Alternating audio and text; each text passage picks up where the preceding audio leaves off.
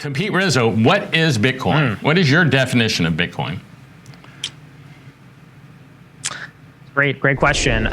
So this might seem a bit stodgy, but I view Bitcoin as a fair monetary system, right? It's a fair monetary system where it's designed in such a way where anyone can play any role in its operation, and that is what is unique about Bitcoin amongst all other financial systems that have been created, right? I like to say that the history of finance is actually quite short. There was rocks in the ground, there was paper that governments gave us, and now there's Bitcoin, right? And I think people need to understand that that's the kind of transition that has taken place here. So I often refer to people and say them to think, no, Bitcoin is an invention. It's not an innovation, right? I think we're very used to, as people who grew up in the 90s, 2000s, there was the speed at which the internet was disrupting things, right? These were all innovations, right? You've had software, and software became websites, and then you had cell phones, right? So the innovation was very quick, right? And we had a certain attitude to that. But invention is very different, right? Invention is something where you really do change something about the world when you invent something. And the anecdote I like to give is the Wright brothers. They invented, they discovered flight, right? They discovered that man could fly. And it was at any point in history prior to that, it was impossible for man to fly. Man had not achieved flight.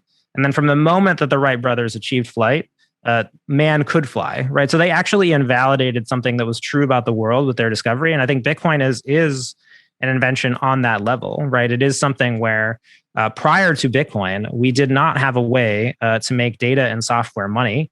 And we did not have a way to create a financial system in which every participant had equal access to that system, right? And if you think about how our financial system works today, there's a central bank that is affiliated with the government, that is affiliated with these other private commercial banks. And then you, the user, what are your abilities and rights and freedoms in that system? Can you audit these institutions?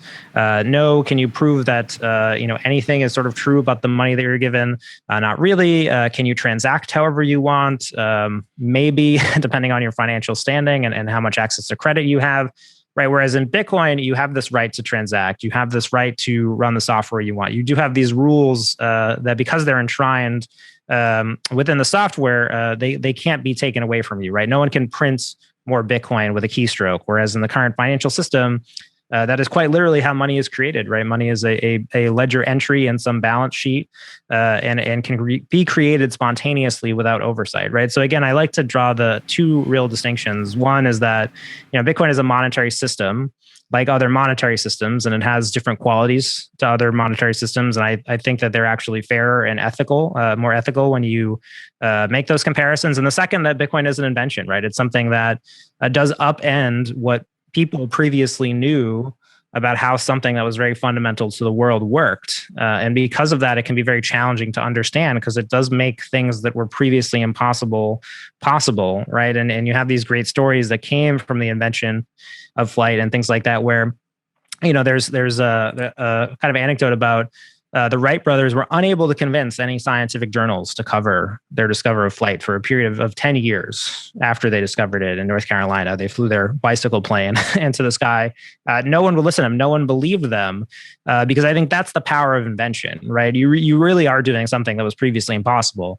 And I think that's one of the ways I like to explain what I think is the natural reaction to Bitcoin of, oh, that can't work, that must fail. People still think that Bitcoin is impossible, even though it currently exists. And I think that's a very fascinating thing that I like to kind of make people think twice about.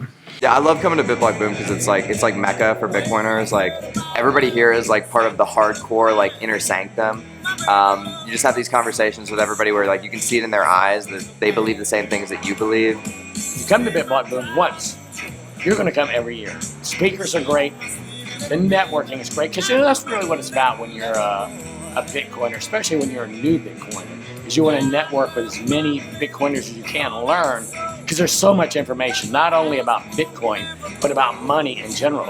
Hey, so I'm down here at BitBlockBoom, and what energy, what a lot of fun. It's all Bitcoiners and just good people. That's the one thing that all my interactions that I've had with people, you can tell you're just dealing with a culture of people that just want to make the world a better place. So if you want to come to a Bitcoiner conference, not a crypto conference or a shitcoiner conference, if you want to come to a Bitcoin conference, you would come to BitBlockBoom.